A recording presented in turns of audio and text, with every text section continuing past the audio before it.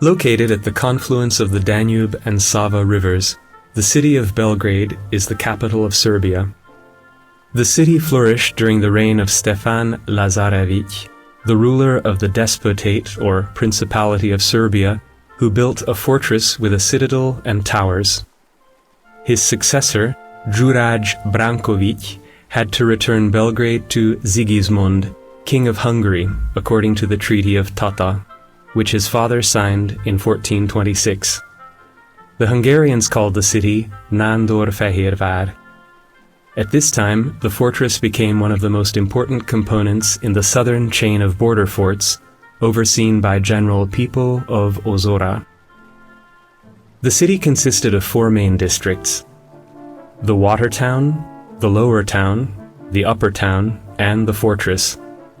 It was accessible through several well-defended gates. The city also consisted of a commercial port and a military port. The fortress was built according to the contemporary rules of castle architecture. Its walls were high, but relatively thin. The citadel was built on the most secure spot. The city became the primary target of Ottoman attacks from the south. Belgrade was besieged unsuccessfully by the Turks in 1440 and 1456, the latter battle becoming legendary. The memory of the defenders, led by János Hunyadi, Mihály Szilágyi, and John of Capistrano, and of their victory in those fateful days in 1456, is preserved by the noon bells still rung every day in churches throughout the world. But the city could not avoid its fate. In 1521, it was conquered by the army of Suleiman the Magnificent, mostly owing to the artillery, and long remained part of the Ottoman Empire.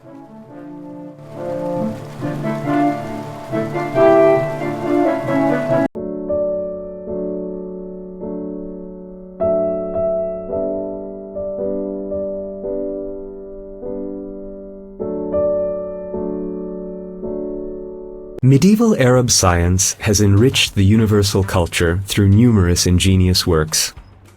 Unfortunately, though, our knowledge regarding many inventions is poor, for sources are scarce and sometimes contradictory. However, the water pumping device, invented by Al-Jazari, an engineer who lived during the late 12th and early 13th centuries, is well documented, as many drawings and descriptions have been preserved. The device was used to pump the water of a river and collect it into a water tank. In order to adjust the water level, the water was first directed to a sluice. The kinetic energy of water turned the water wheel, fixed on a horizontal axle. The circular motion was turned into linear motion by the spur wheels. The water was pumped in the cylinders by pistons moving forwards and backwards. The water flowing through the iron pipe was regulated by valves. Al-Jazari's invention was far ahead of his time. The ingenious pump is proof of the creativity of the medieval Arab scientists.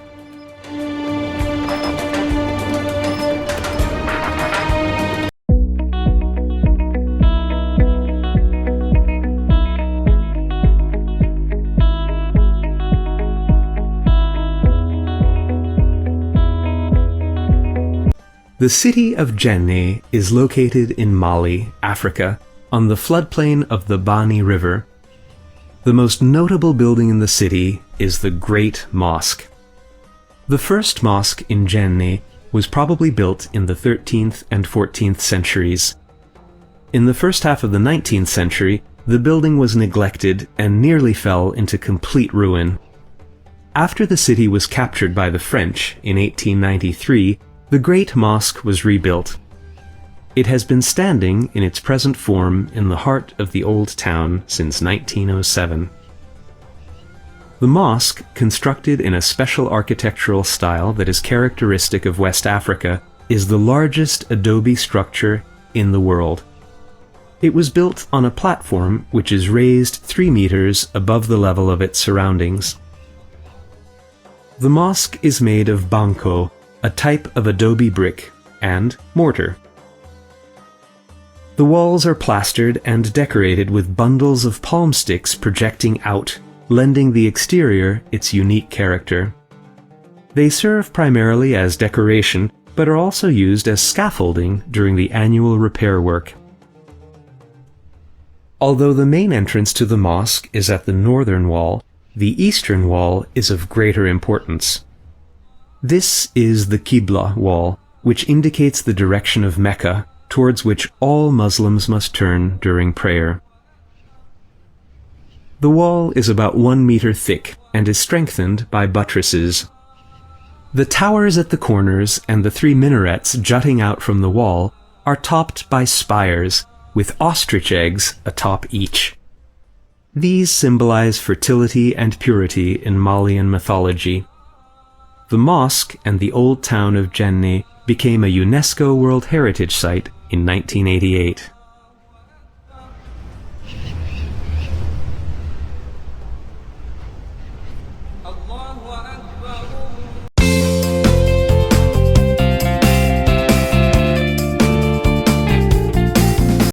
Among so many other things, the magnificence of ancient Roman culture and architecture is demonstrated by the baths, or thermae.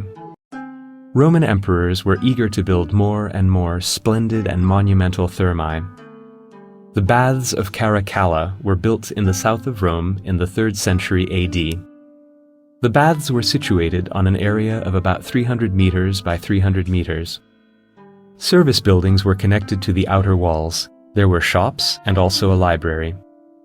Inside the walls there was a garden with promenades. The spa building was enormous. It measured more than 200 meters in width and more than 100 meters in length. The building consisted of several interconnected circular and polygonal halls covered by domes and groin vaults.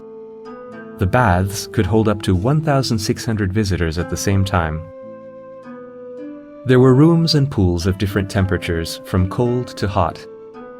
Thermae offered varied services such as changing rooms, massage rooms, saunas, and sports areas. The most important rooms in the baths were the frigidarium, with 4 cold pools, the open-air swimming pool, or natatio, and the caldarium, with 7 warm pools. The walls were covered with marble and decorated with mosaics and statues. Water was provided by an underground pipe system through 18 cisterns. Rooms were usually heated with a hypocaust, an underground heating system. The floor was raised above the ground by pillars, and air heated by furnaces circulated in the space between them. Brick walls containing empty spaces inside, or pipes, could also be heated with this method. There were 50 furnaces to ensure continuous heating.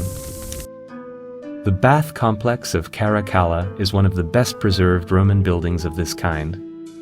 It was included on the list of UNESCO World Heritage Cultural Sites in 1980.